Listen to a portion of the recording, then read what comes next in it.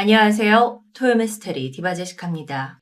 미국 거대 커뮤니티 사이트 레딧, 이곳에 The Weird Part of YouTube라는 말 그대로 유튜브에 기괴하거나 섬뜩한 영상을 올린 사람들 또는 논란이 된 채널에 대해 와글와글 정보를 공유하는 곳입니다.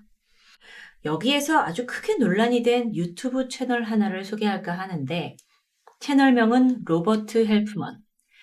참고로 가입한 날짜를 봤어요. 그랬더니 2015년 7월 12일입니다. 근데 가입한 그날 동시에 12개의 영상을 한 번에 업로드했죠.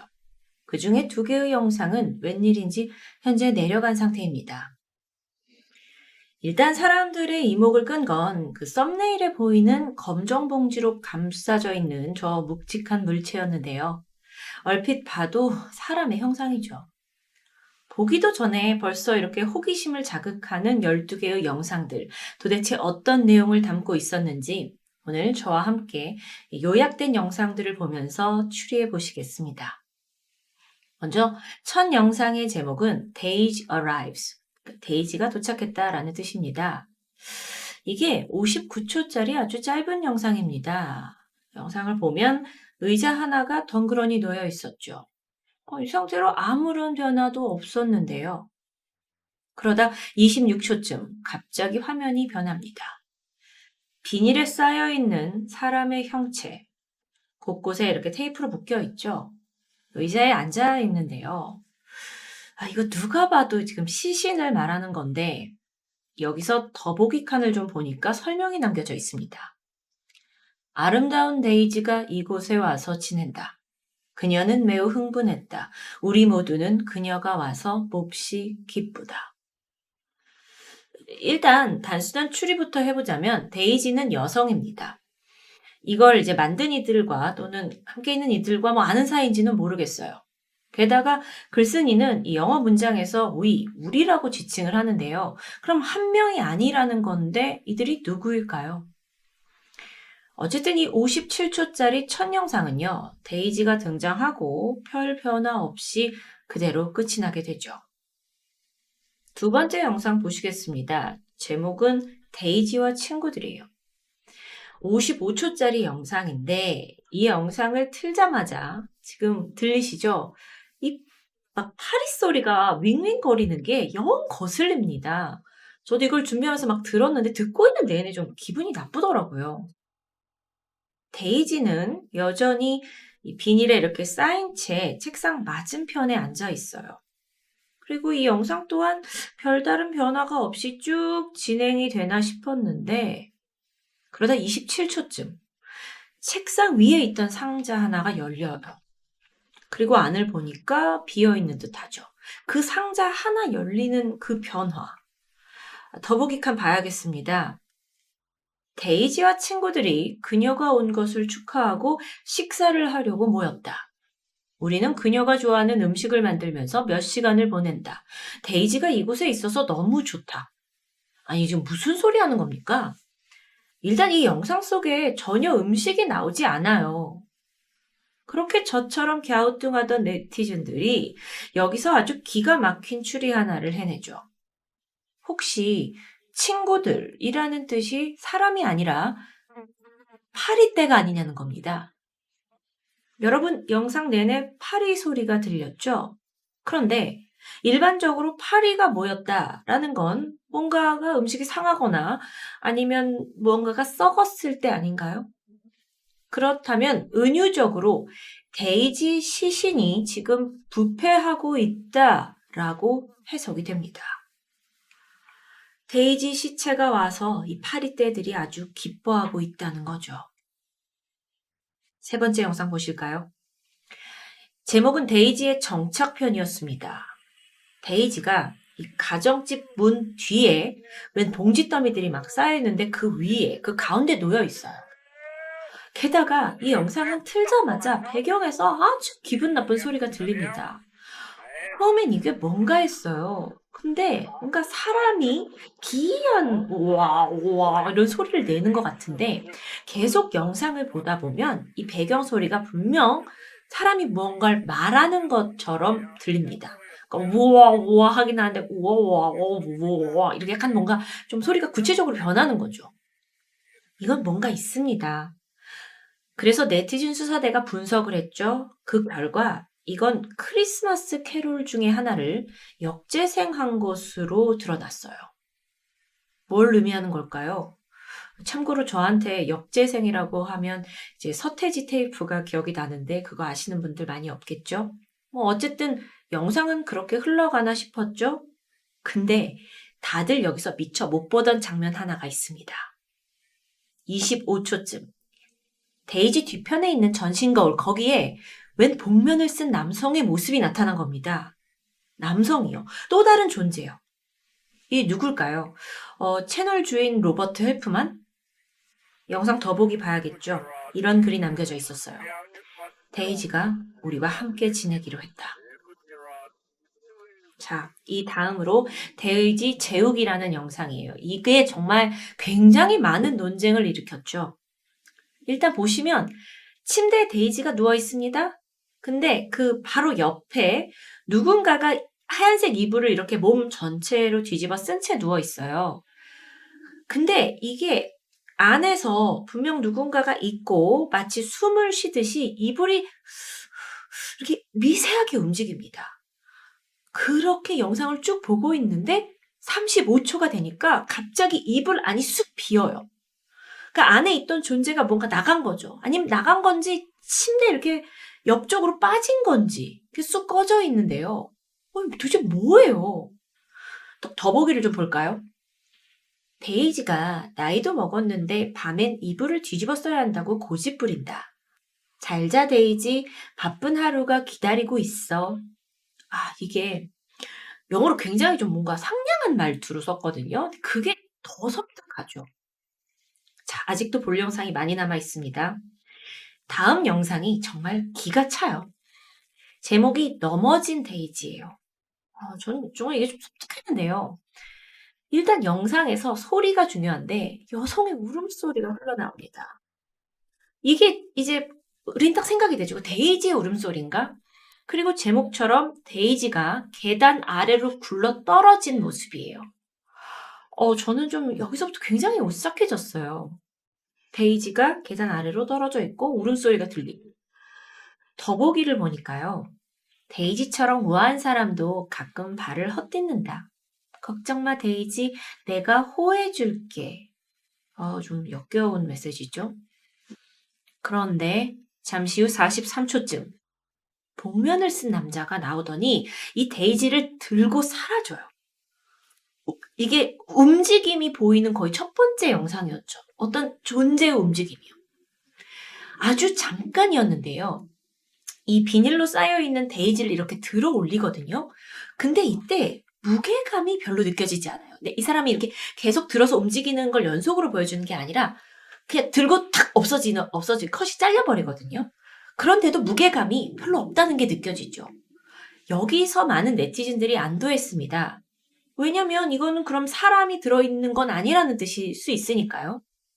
아니 근데 이쯤에서 이 일련의 영상들이 도대체 어떤 메시지를 우리한테 주고 싶은 걸까요? 분명 이 안에 숨겨진 뭐가 있는데요.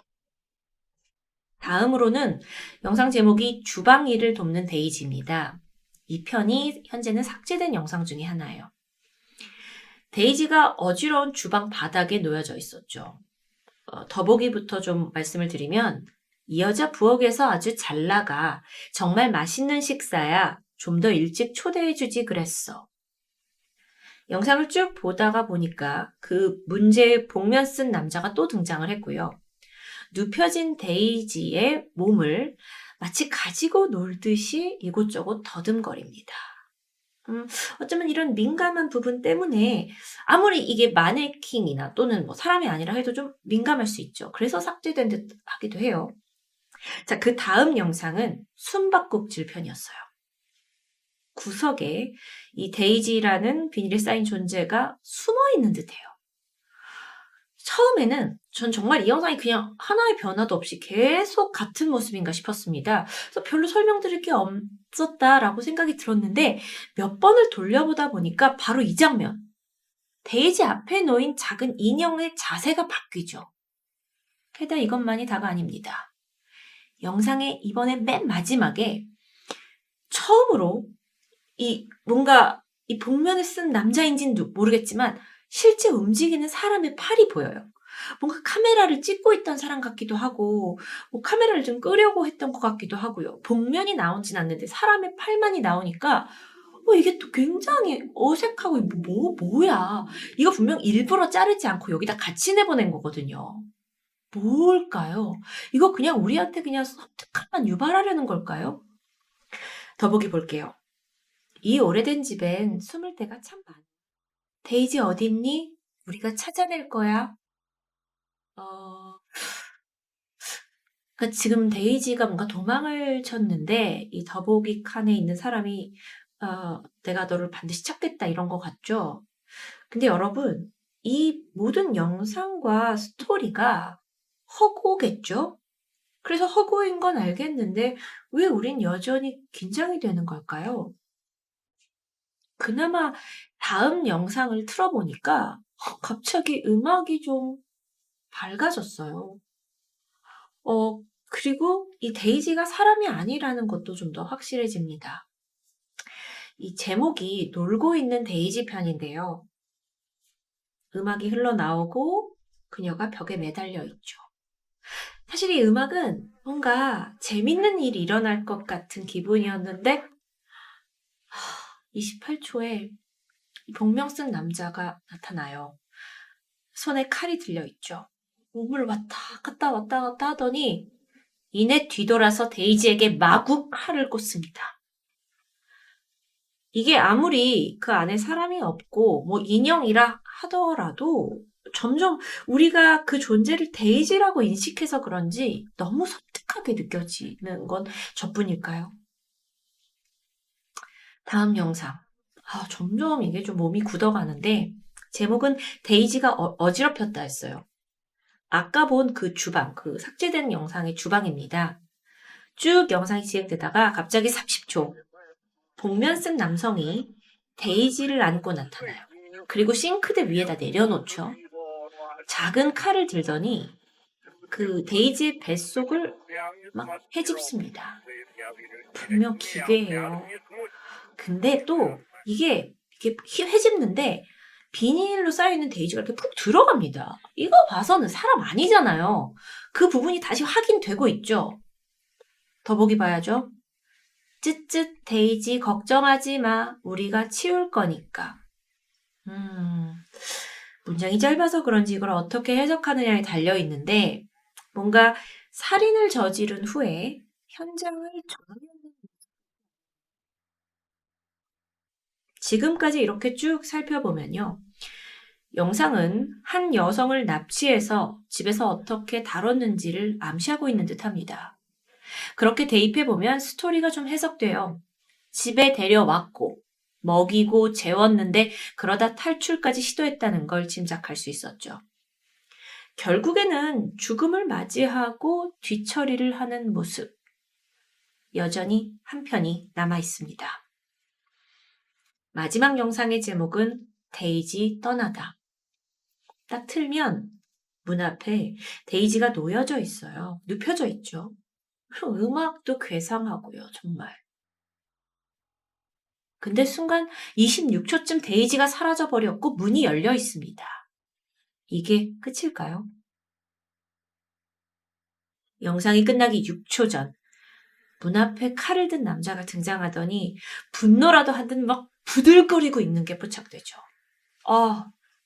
이거 마지막 영상까지 저는 여러분께 요약을 해서 말씀드리지만 사실 혼자 보면서 내내 혹시 보기 싫다 이런 생각이 들을 정도였어요. 긴장감도 계속되고요. 그래도 더보기 칸 봐야죠. 안 돼, 데이지는 떠났다. 우린 데이지를 되찾고 싶다. 데이지를 돌려줘. 그녀는 항상 여기 있어야 해. 자, 그러면 이게 데이지가 지금 죽은 게 아니고 탈출을 했다는 걸까요? 아니면 이게 살인은 이미 했는데 범인이 느끼는 어떤 상실감이나 허무함을 표현한 걸까요? 아니, 근데 지금 우린 뭘 보고 있는 걸까요? 영화도 아닌데 이게 이렇게 집중이 되네요. 혹시 이거 해외에서 자주 쓴다는 뭐 바이럴 마케팅 아닐까 싶었습니다. 그렇게 생각은 해봤는데 그렇기에는 이 홍보물에 대한 어떠한 정보도 남겨져 있지 않아요. 그리고 2015년 개설을 한 이래 이 12개의 영상을 올린 게 전부였죠. 지난 7년간 아무런 활동도 하지 않았습니다. 영상 2개 지운 게 다예요. 그럼 도대체 왜 만든 거냐는 거죠. 그런데 여러분 사실 이 모든 영상들 속에는 숨겨진 메시지가 하나 있습니다. 제가 지금 컷을 자르고 스킵해서 영상을 빠르게 보여드렸는데 매 영상마다 몇 초에 이렇게 확 변하는 부분들이 있잖아요. 그 매 시점에서 반짝하고 짧게 삽입된 프레임이 있어요. 굉장히 빨리 지나가지만 영상을 풀로 보신다면 분명 감지할 수는 있을 겁니다. 그러니까 마치 우리에게 약간 떠먹여주는 듯한 암호들이죠. 흰 종이에 몇 개의 영단어들이 써 있었는데 딱 봤을 때 이걸 뭔가 조합해보라는 거겠죠? 그래서 네티즌들이 이 모든 영상 속에서 등장하는 단어 힌트 캡처해서 조합을 해봅니다. 해석해보니까 그게 다름 아닌 아주 오래된 시의 구절들이었습니다. 1798년에 발매된 소설, 여기에 등장하는 시 한 편이에요. 그 내용도 좀 기괴했는데 한 여성이 교회 앞에서 쓰러진 남성 한 명의 시신을 발견합니다. 그런데 이 남성의 시신이 이미 부패가 시작돼서 상당히 흉측한 모습이었어요. 여성이 이걸 보고는 목사님에게 묻죠. 저도 죽으면 저렇게 되나요? 목사는 그렇다고 대답합니다. 그리고 여성이 절규하면서 시가 끝을 내죠. 이 시의 주제는 죽음이었습니다. 그러고 보니까요, 그 무심코 넘겼던 데이지라는 이름 또한 서양권에서는 데이지라는 꽃을 죽음과 밀접한 관련이 있다고 여기고 있습니다. 마치 장례식장의 국화꽃처럼 여겨질 때가 있죠. 그래서 영어로 pushing up the daisies라는 관용적인 표현이 있는데요. 이게 사람이 죽어서 무덤에 묻혀 있는 걸 의미하죠. 사람이 땅에 묻히고 대신 데이지 꽃을 피워낸다라는 데서 착안된 말입니다. 자, 그러면 이 영상들이 뭔가 죽음을 주제로 만들어졌다라고 볼 수 있죠. 그래서 네티즌들이 이게 실제 범죄 현장은 아니지만 혹시 만든 이가 자신이 저지른 일을 재구성해서 둔 게 아니냐라고 의심을 합니다. 예전의 장면들을 굳이 재구성해서 왜 여기다 올릴까요? 그 이유는 이 시에서 찾을 수 있었는데요. 범죄자 자신도 언젠가 그 교회 앞의 남성 혹은 자신이 죽인 데이지처럼 죽음을 맞이한다는 공포, 죽음에 대한 그 근본적인 공포가 있는데 이걸 목사가 아닌 대중, 그러니까 시청자들에게 어떻게 고해성사하는 마음으로 과거를 재현했다라는 추리가 완성되는 겁니다. 헐, 이거 여러분 혼자서 영상 보시면 사실 불가능한 일이죠. 진짜 전 세계 네티즌들이 다 머리 합쳐서 내놓은 추리인데요. 이거 거의 코난 도일급 아닙니까? 근데 해석이 여기서 끝이 아니에요. 범행이 일어난 구체적인 날짜나 장소까지 추정이 가능하다 였습니다. 그 힌트가 있는데 바로 배경음악이에요. 음악에서는 나는 찰스턴으로 돌아갈 거야 라는 제목의 노래가 나왔어요. 이 찰스턴은 사우스캐롤라이나에 있는 도시 이름이죠. 또한 채널 이름은 로버트 헬프만. 이 로버트 헬프만과 같은 이름의 유명한 배우 한 명이 있습니다. 그 사람이 특히나 크리스마스 시즌 영화에 자주 출연했어요. 영화에서도 크리스마스 테마송이 역재생돼서 나왔고요. 그렇다면 크리스마스 시즌에 찰스턴에서 벌어진 어떤 범죄? 진실을 알고 있을 만한 단 한 사람. 그는 로버트 헬프만이 아닐까요? 이 채널을 만드니 영상을 제작한 사람. 로버트 헬프만과 동일 인물인지는 모르겠습니다. 모든 것은 미궁에 쌓여 있고 그 존재는 7년째 입을 다물고 있으니까요. 우리가 지금까지 단서라고 생각하는 것들, 여러분 여기서 우리는 저뿐만이 아니라 전 세계 미스테리를 좋아하는 사람들입니다. 그들이 추리해낸 이 단서라고 하는 것들이 정말 범죄 증거가 맞긴 할까요? 우리가 무엇을 믿느냐에 따라 모든 게 달라지는 법입니다. 지금까지 아주 흥미로운 미스테리 영상과 함께했습니다. 디바제식합니다.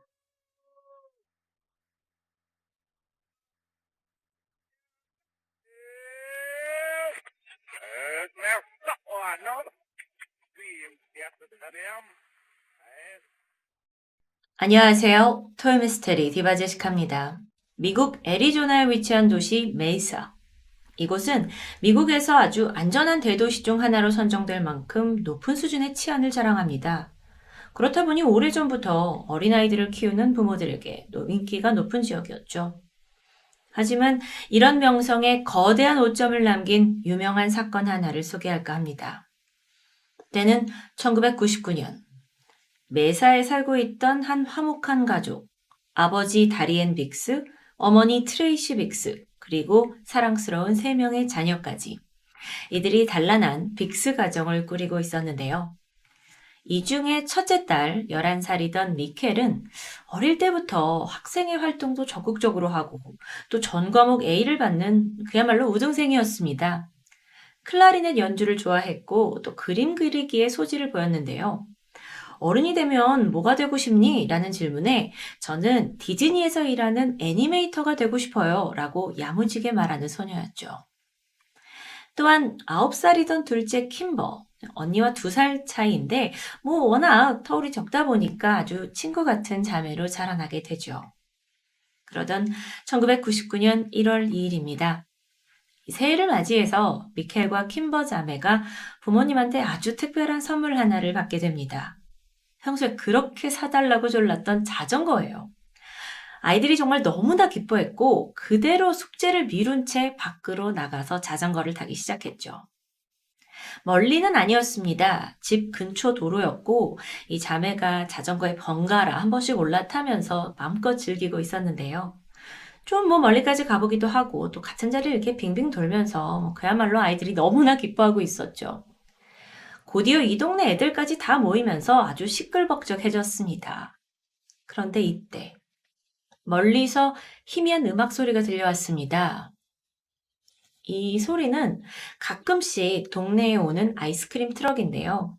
한 번 올 때마다 동네 아이들이 다 줄을 설 정도로 인기가 대단했죠. 미켈과 킴버 또한 아이스크림이 먹고 싶어졌습니다. 그래서 바로 자전거를 내려놓고 집으로 들어갔어요. 엄마 트레이시가 딸들한테 각자 25센트, 하나로 한 300원 정도 되는 동전을 각각 나눠주었고요. 자매가 다시 거리로 나와서 아이스크림이 오기를 오매불망 기다립니다. 그런데 웬일인지 트럭이 보이지 않아요. 오히려 음악 소리가 점점 멀어져 가는 것 같았습니다. 당시 시각은 오후 5시 반, 초저녁이었는데 겨울이었기 때문에 하늘이 아주 금방금방 어둑해지는 듯 합니다. 게다가 바람까지 거세지면서 이 자매와 함께 아이스크림 트럭을 기다리던 아이들은 하나둘씩 포기하고 집으로 향하게 되죠. 어느덧 저녁 6시가 되었습니다. 그렇게 붐비던 거리는 이제 미켈과 킴버만 남았고 텅 비어버렸어요. 킴버가 언니한테 이제 집에 가자, 돌아가자 라고 말했죠. 하지만 미켈은 좀만 더 기다려보면 아이스크림 차가 올 거다 라면서 엄마가 돈도 줬으니 기다리자 라고 하는데요. 이때 동생은 추위를 좀 심하게 느꼈고 그러면 언니 내가 잠깐 집에 가서 코트를 가져올게 라면서 홀로 집으로 향하게 되죠. 이때요, 자매가 서 있던 길목에서 집까지는 1분도 걸리지 않는 아주 가까운 거리였습니다. 잠시 후에 동생 킴버가 집에 혼자 들어와요. 그랬더니 엄마가 뭐냐, 너네 언니도 데리고 들어와라, 이제 집으로 와라 하면서 아이를 다시 밖으로 보내게 되죠. 그래서 돌아갔는데 어라, 언니가 보이지 않습니다.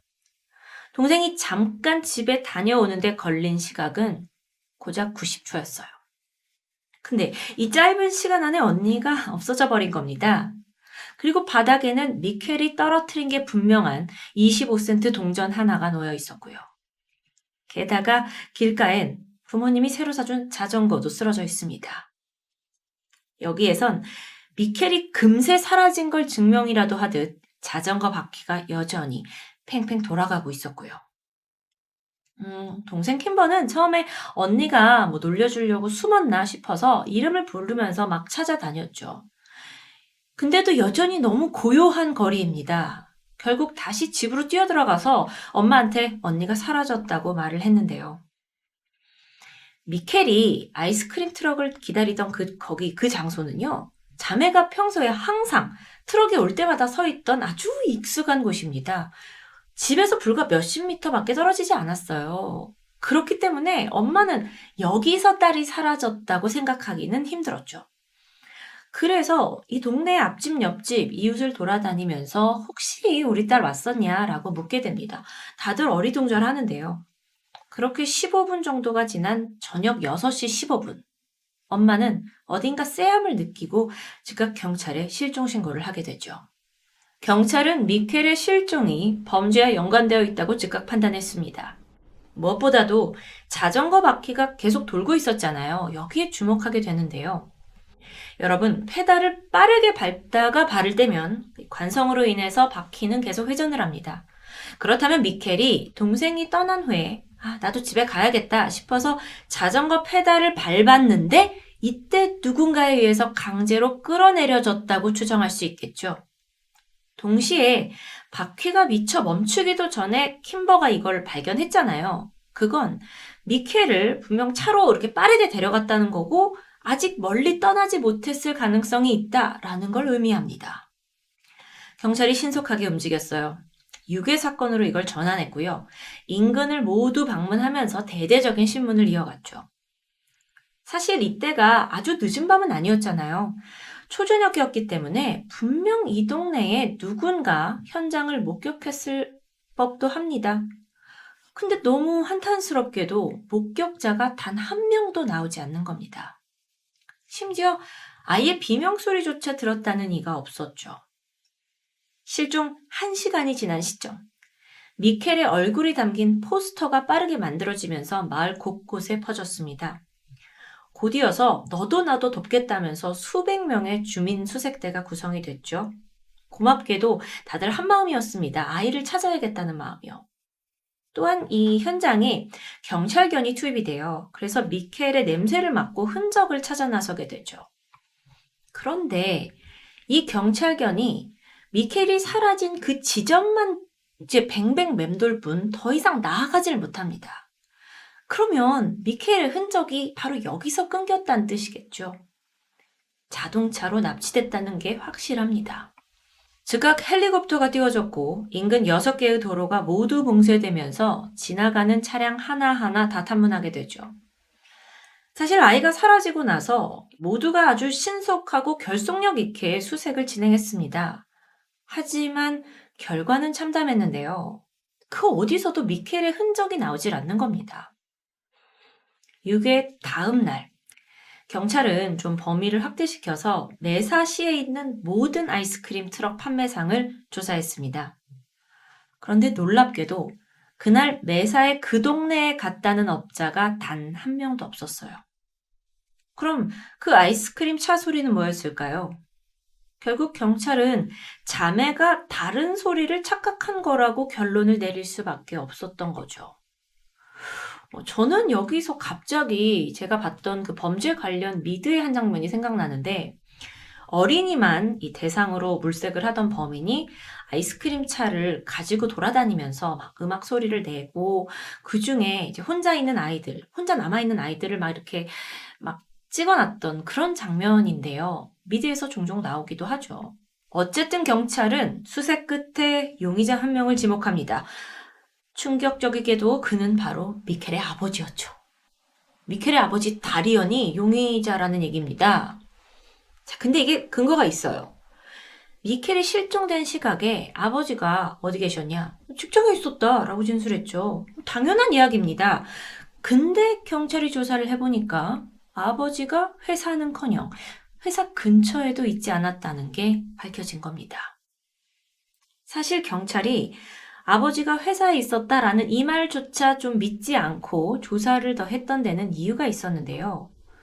이 사건 내내 다리언, 아버지의 태도가 굉장히 좀 냉담했기 때문입니다. 11살, 자기의 첫째 딸이 사라졌는데 굉장히 절망적인 상황에서도 다리언이 덤덤하게 행동하는 겁니다. 심지어 거짓말 탐지기 검사에서도 여러 차례 거짓 반응이 나와요. 결국 친아버지가 용의자로 몰리게 되자 그제서야 다리언이 분노하면서 사실을 털어놓게 되죠. 그 사실은 사건 당일에 그가 자신의 행방에 대해서 거짓말을 할 수밖에 없었던 이유입니다. 왜냐하면 아버지가 외도를 하고 있었기 때문이에요.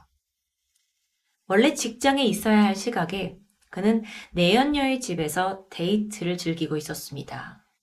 그런 상황이다 보니 거짓말 탐지기에서도 거짓 반응이 나왔던 거예요. 하필 그날 딸이 실종되면서 강한 죄책감도 있었지만 이 불륜 사실이 들통날까 불안하면서 여러 가지 복잡한 감정이 들었을 겁니다.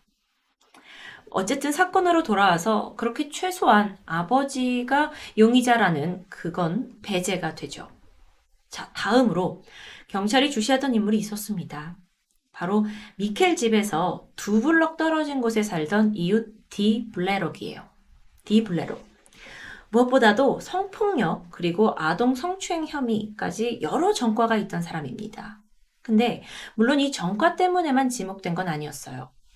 결정적으로 수잔이라는 여성의 신고 전화 때문이었는데요. 수잔은 미켈이 유괴당한 후에 9개월이나 지난 후에 이 디 블레록에게 성범죄를 당한 여성이었습니다. 피해 여성이요. 블레록이 수잔 집에 몰래 침입을 하더니 그녀를 목졸라 기절시켰고 끔찍한 범행을 저질렀죠. 그리고 나서는 수잔이 죽었다고 판단했어요. 그리고 현장을 떠난 건데요. 이때 가까스로 의식을 찾은 그녀가 경찰에 신고를 하면서 블레록이 덜미를 잡히게 됐죠. 그러니까 전과도 있었고 거기에 범죄 본능을 참지 못하고 살던 이웃입니다. 뿐만 아니라 그는 이미 미켈과 안면이 있었는데요. 미켈이 그의 바로 옆집에서 그간 피아노 레슨을 받아왔기 때문이에요. 미켈이 사라지고 얼마 후에 그는 근처에 살고 있던 범죄자가 누가 있느냐 딱 리스트를 빼봤는데 그 사람이 나옵니다. 그래서 수사를 받은 적이 있다고 해요. 그런데 그 발생 시각에 아내가 알리바이를 입증해주면서 수사 대상에서는 제외되죠. 그러다 시간이 지나서 뒤늦게 밝혀진 건데 아내의 진술은 사실이 아니었습니다. 미켈이 실종되던 그날 아내는 남편이 있는 차고로 샌드위치를 가져다 주려고 다가갔어요. 근데 갑자기 블레록이 가까이 오지 마라. 그렇게 요구를 합니다. 그래서 내가 좀 볼 일이 있다 가까이 오지 마라. 그래서 아내가 별 수 없이 1시간가량 남편 근처를 아예 갈 수 없었다고 해요. 그 사이에 블레록이 무엇을 했는지 어디 있었는지 그 행방은 누구도 알 수 없었죠. 하지만 이런 정황만 있을 뿐 혐의점이 발견되지 않았습니다. 그리고 블레록은 여전히 무죄를 주장했고요. 이때 어떻게든 자백을 받아내고 싶었던 사람 중에 한 명이 바로 수잔이었는데요. 수잔이 블레록한테 가서 뭐라고 하냐면 야, 네가 이 아이를 납치했다는 사실을 인정해라. 그러면 나는 나와 관련된 그 성폭력과 관련된 사건에 고소를 취하하겠다라는 아주 파격적인 제안을 하기도 하죠.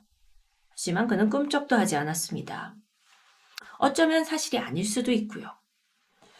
미켈의 부모님 또한 자백을 받아내기 위해서 그가 수감되어 있는 교도소에 찾아가서 설득을 했지만 블레록은 끝까지 나는 미켈 사건과는 관련이 없다고 주장을 하는데요.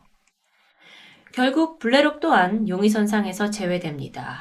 이제 더 이상의 용의자는 없는 걸까요? 그러던 어느 날 미켈의 아버지에게 메일 하나가 도착했습니다. 열어보니까 이렇게 적혀 있었죠. 내가 미켈을 납치했다. 딸을 간절히 찾고 있던 아버지로서 이것 넘길 수 없습니다. 그리고 경찰 또한 발신지를 추적했고요. 알아보니까 애리조나주에서 가장 큰 도시인 피닉스라는 곳에 한 가정집에서 보낸 메일입니다. 이게 정확히 확인됐어요.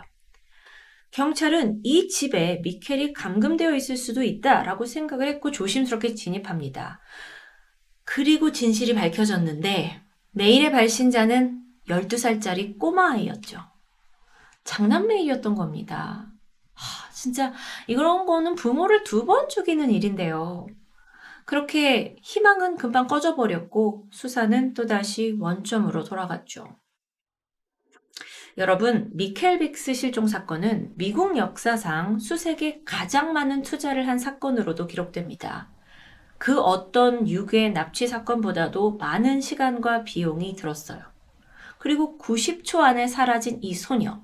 도대체 어디 있는지, 누가 데려갔는지 하나의 단서를 찾길 바랬지만 정말 너무도 답이 없었죠. 그렇게 실종 5주년이 되던 해인 2004년입니다. 미켈의 부모님은 결국 시신 없는 장례식을 치렀어요. 미켈이 없는 이 하얀색 관에는 아이가 좋아하던 보라색 꽃을 올려두었고요. 부모는 그렇게 눈물로 딸을 떠나보냈죠. 수사도 종료됩니다. 하지만 끝은 아니었어요. 실종된 지 19년이 지난 2018년 3월, 위스콘신주입니다. 그곳의 니나라는 도시에서 아담 스튜르벨이라는 형사에게 한 통의 전화가 걸려오게 되죠. 참고로 이 니나라는 도시는요, 미켈이 살았던 메사로부터 2253km 떨어진 아주 먼 지역입니다. 전화를 건 남자는 자신을 기자라고 밝히면서 얼마 전에 걸스카우트 후원금 박스 속에서 $1 지폐를 발견했는데 이게 좀 의미심장하다고 말하는데요. 경찰서로 문제의 지폐가 도착했죠. 자, 여러분 보이시죠? 이게 얼핏 보면 평범합니다. 그런데 자세히 들여다보면 가장자리에서 이런 문구를 발견할 수 있습니다.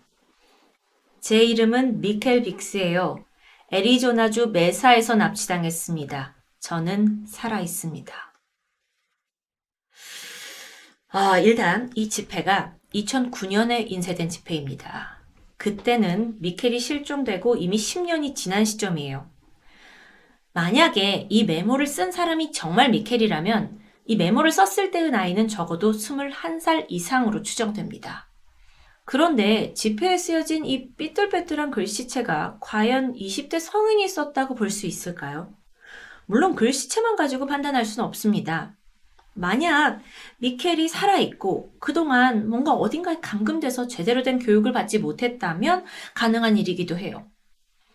니나시에 있던 경찰이 이건 실제로 미켈이 남긴 걸 수도 있지 않아? 하면서 이 가정하에 바로 수사에 착수를 했죠. 그런데 여기서 미켈의 여동생 킴버가 아니 이 지폐가 정말 진짜입니까? 라면서 문제를 제기하는데요. 결정적인 게 있었어요.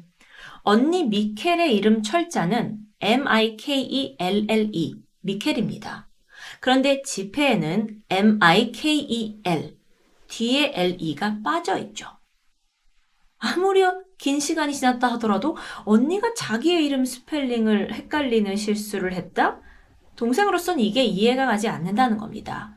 그래서 여태 그러했던 것처럼 이건 누군가 잔인한 장난을 한 거라고 분노했죠.